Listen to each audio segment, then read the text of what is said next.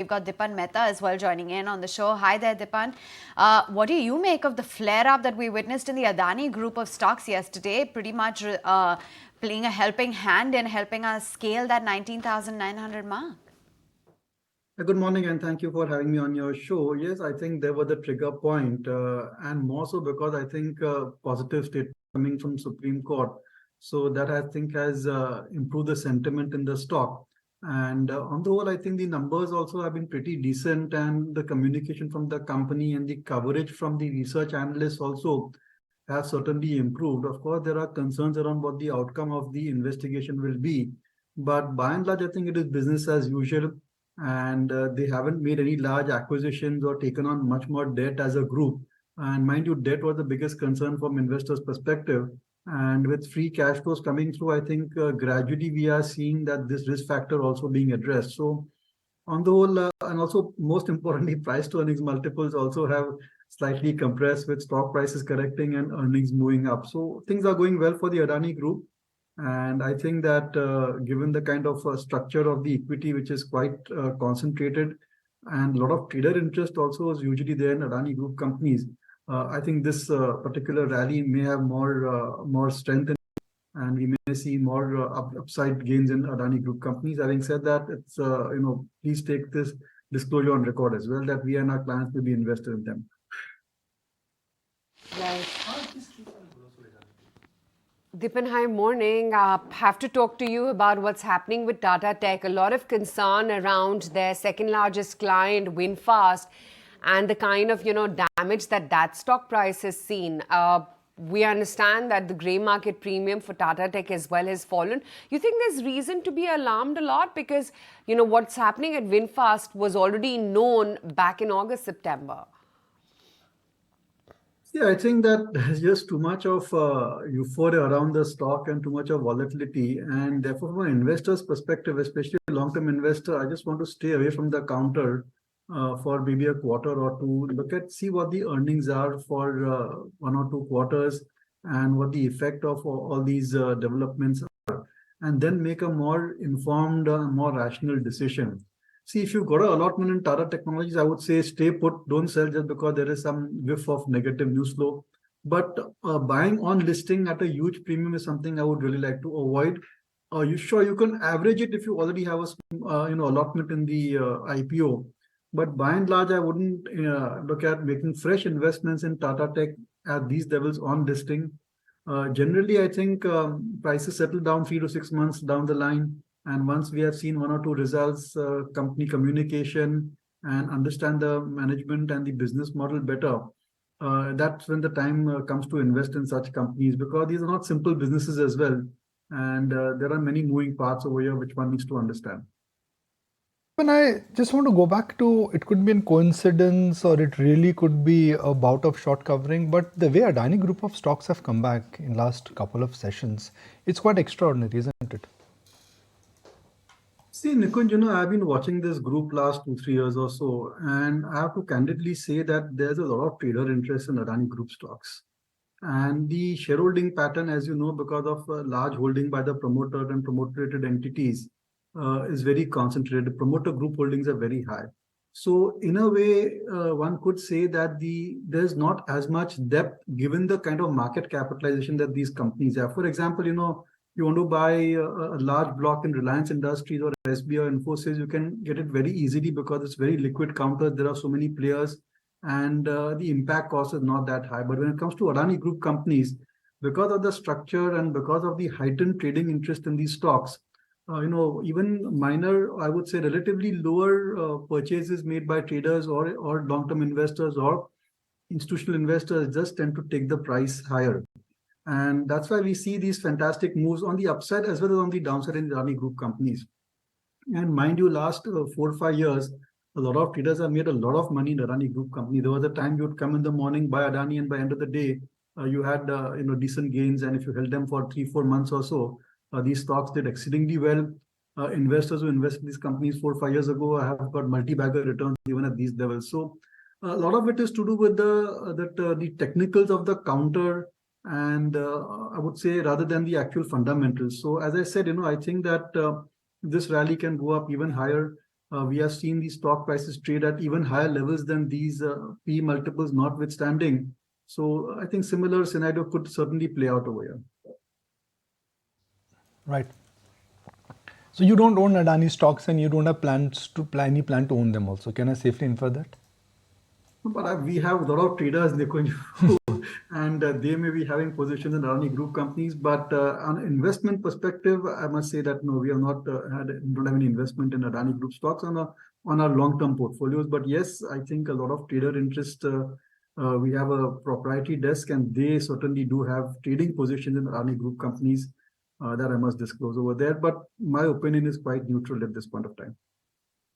What would you call is a tactical trade or more like a high risk, high return idea where the shelf life could be 6 to 12 months in your portfolio? I mean, every fund manager, they have different tactics, right? There are some stocks you buy which are classic compounders. There are some stocks you buy because they're cheap. But there are also some tactical and special situation stocks which you are tempted to buy depending on the lay of the land and depending on the terrain and what the company has to offer. Okay, again, disclosure. So there is this Ujjivan Financial Services. It's getting merged into Ujjivan Small Finance Bank.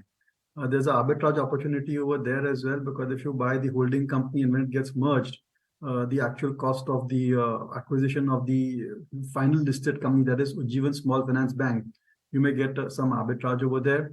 And we are particularly bullish on the microfinance space, and this particular entity is one of the largest microfinance players. And within the microfinance, one thing we realized over the last 5-10 years is that it's important to have geographical diversification. And I think Ujjivan Finance is one of the best geographical diversification. I know that they got into a lot of collection-related issues around the time there was the NBFC crisis. A lot of value was destroyed. Stock price also corrected significantly. But a lot of corrective action has been taken. And I feel that within the entire NBFC space, microfinance, which has the highest net interest margins, more than enough to cover any NPA-related issues, offers a very compelling investment opportunity. So this is one company we are quite positive on. And I would add perfectly that tactical play, because once the merger takes place, your cost is going down. And from a valuation multiple also, it is very attractive compared to other microfinance companies. So there's scope for the Ps to be re-rated. And next 3-4 quarters, there's no threat of NPA. So we'll see a nice runway for earnings growth also for Ujjivan Small Finance Bank. Well, it's a sad day because world has lost its most renowned investor, Ali Munger. While the first association is that he was Warren Buffett's right-hand man, Warren Buffett's partner, great investor. But what really differentiated Munger was the fact that he was an original thinker. I never had the pleasure or the honor to meet him in person or even interview him on the channel. But over the years, what I've read about him, what I've read is that when I've spoken to common friends who've had a personal equation with him, all that to say is that Charlie kept it very simple. The grit, his ability, his never say never attitude, all that just made him an extraordinary thinker. Vallabh Ansali once told me that if world has to look at the modern rishis of today's world, I guess Munger would be one of them.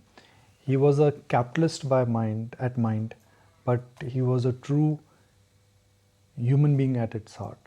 He never shied away from taking disproportionate bets.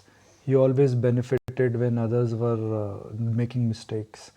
But what he has done with the wealth, and he's defined the purpose. So we all will miss him. It's been a great teacher.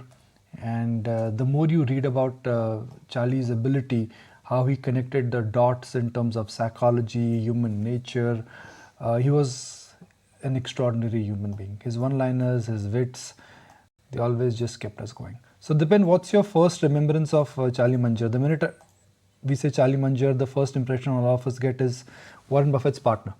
What else? Yes, absolutely. And like you, I've also had the privilege of meeting him, shaking hands at one of the AGMs of Warren Buffett, where I actually landed up over there and learned a hell of a lot. So I think he's an inspiration for all of us long-term investors. And it's the fact that they created so much wealth by just patiently investing in good quality companies at reasonable valuations. that has to be the real mantra in life. And every day I wake up to, that to for that particular mantra, that today will I find a stock which is a great business at a reasonable valuation.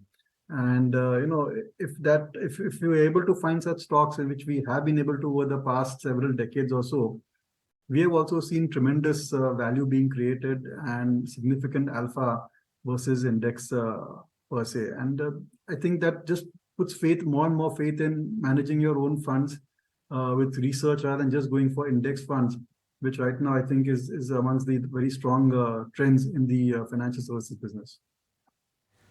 Dipan, wanted to also get in your take as to how you've read into the move within the entire defense space as a whole, because it has to a certain extent shielded a lot of investors' portfolios as well from the volatility. Do you think it merits a good relook even at the current levels? So I think if defense is by and large well discovered, and the way these stock prices have moved, I think that they are available at reasonable valuations. They're not quoting at single-digit P multiples as they were earlier. They are quoting at reasonably high price to earnings multiple as well. I understand that there's great deal of visibility because of their bulging order book position, but I'm not sure investors have the stomach for earnings volatility which comes with such capital goods companies. And my strategy for the defense companies, would be that they will certainly have one or two bad quarters because of, some disruption in delivery or delays in delivery or cost increases or whatever. And these stocks also have got a lot of trader interest. So when those positions get unwound, you could easily see on a bad quarter or a bad day, them correcting by 25-30% or so. And that may be a good entry point. It will provide some margin of safety. And then if you hold them for a long period of time, you can expect very good returns. So at these levels, I'm not that positive on entering or making fresh investments in these companies, or even averaging on the upper side. Okay, fair enough. That's a view coming in on the entire defense space. Curious, Dipan, to get in your take on the entire IT space. Given the kind of earnings that the street has digested, the kind of guidance that has been given, what's your outlook when it comes to mid and large cap IT across the board? No, I'm gradually getting more positive on IT stocks. I think the worst of the fears on reduction in tech spends are behind us, and if the U.S. economy kind of stabilizes at these levels, and corporate profits and tech spending starts to improve over there, then I think a lot of software companies will start reporting very good numbers 2-3 quarters down the line.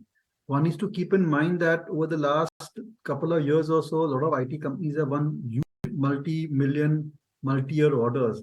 And so they're sitting on good order book position. It's just that execution has not started or has got delayed because of the uncertainty in the environment in the US and in Europe economies.